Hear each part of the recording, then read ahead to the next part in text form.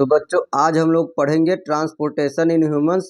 तो बच्चों जैसा कि आप क्लास 9th में पढ़ चुके हैं, in human beings there are so many cells and tissues, जिन तक बहुत सी चीज़ें पहुंचानी होती है जैसे कि ऑक्सीजन एंड न्यूट्रिएंट्स आदि, और उनसे बहुत सी चीज़ें ले जानी होती हैं जैसे कि waste material and carbon dioxide. तो इन सबको ट्रांसपोर्ट करने का कार्य करता है आपका ब्लड।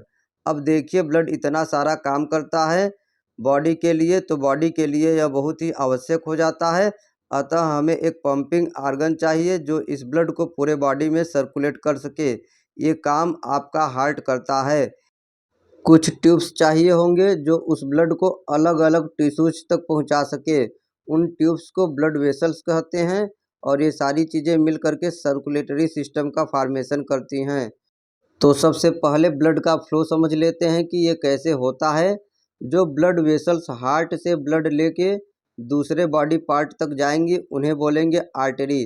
आर्टरी हार्ट से ब्लड सेल्स तक ले जाती हैं, और यहाँ से ये आर्टरी डिवाइड हो जाती हैं into very thin wall capillary. ये कैपिलरी इसलिए थिन होती हैं ताकि न्यूट्रिएंट्स और ऑक्सीजन सेल तक ट्रांसपोर्ट किया जा सके, और रेस्पिरेशन से जो कार्बन डाइऑक्साइड मिली वो ब्लड को दे दी जाती है, और ये फिर ब्लड वेसल्स हार्ट की तरफ ब्लड को लेकर जाएंगी। जब ब्लड वेसल्स हार्ट की तरफ ब्लड को लेके आती है तो उन्हें हम बोलते हैं वेन। चलिए अब हम देखते हैं कि ब्लड का सर्कुलेशन बॉडी में कैसे होता है। सबसे पहली बात, ह्यूमन हार्ट में 4 चैम्बर होते हैं। ऊपर वाले चैम्बर को हम बोलते हैं एट्रियम, और नीचे वाले चैम्बर को बोलते हैं वेंट्रिकल। तो ये रहा right atrium, right ventricle. Right side usually impure blood को हैंडल करता है, और लेफ्ट एट्रियम और लेफ्ट वेंट्रिकल प्योर या ऑक्सीजनेटेड ब्लड को हैंडल करता है।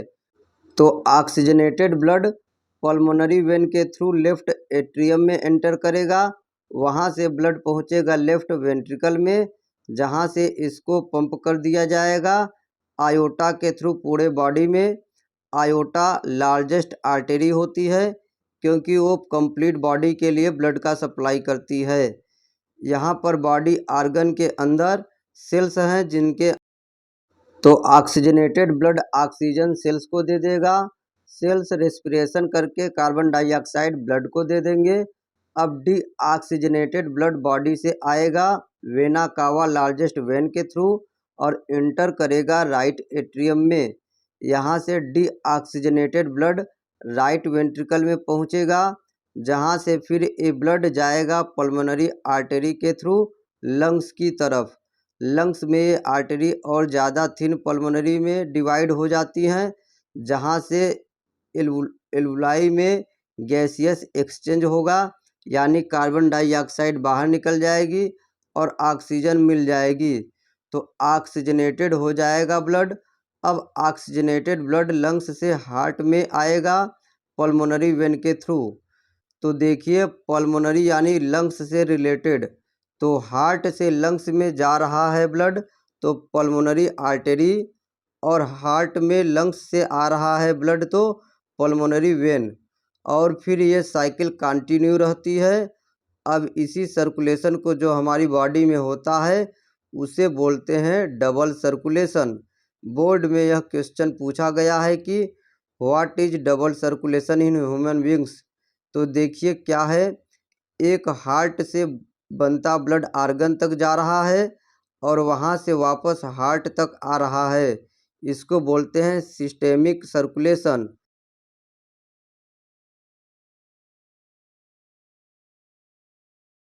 और दूसरा हार्ट से ब्लड गया लंग्स तक और लंग्स से वापस हार्ट में आया, इसको बोलते हैं पल्मोनरी सर्कुलेशन।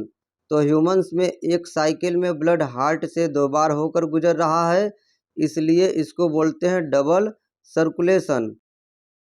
तो बच्चों अब आगे ध्यान दीजिए, हम सिंगल सर्कुलेशन की बात करने जा रहे हैं।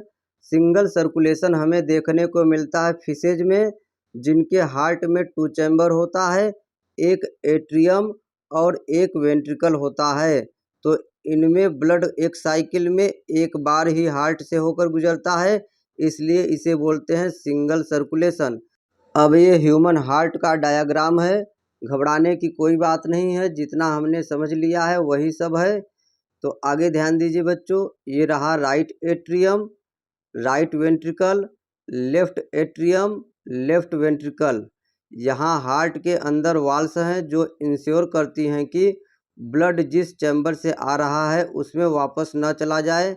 एक वाल होती है जो राइट व लेफ्ट पार्ट को डिवाइड करती है, उसको बोलते हैं सेप्टम।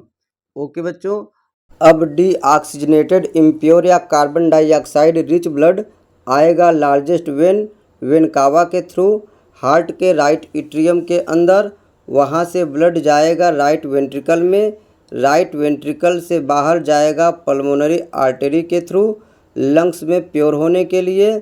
यहाँ कार्बन डाइऑक्साइड बाहर निकल जाएगी, ऑक्सीजन ब्लड में मिल जाएगी। तो ऑक्सीजनेटेड ब्लड लंग्स से हार्ट में आएगा, पल्मोनरी वेन के थ्रू इंटर किया लेफ्ट एट्रियम में, जहाँ से ऑक्सीजनेटेड ब्लड लेफ्ट वेंट्रिकल में आके आयोटा जो कि लार्जेस्ट आर्टरी होती है उसके थ्रू पूरे बॉडी में सप्लाई हो जाएगा। तो थोड़ा डिस्कस कर लेते हैं ब्लड और उसके कंपोनेंट के बारे में। तो देखिए, जो ब्लड होता है फ्लूइड कनेक्टिव टिश्यू होता है, जिसमें फ्लूइड मीडियम के अंदर सेल्स सस्पेंडेड रहते हैं। जो फ्लूइड मीडियम है उसे बोलते हैं प्लाज्मा। प्लाज्मा ट्रांसपोर्ट करता है food, carbon dioxide and nitrogenous waste को। आरबीसी जो होता है रेड ब्लड सेल्स, वो ऑक्सीजन को ट्रांसपोर्ट करते हैं।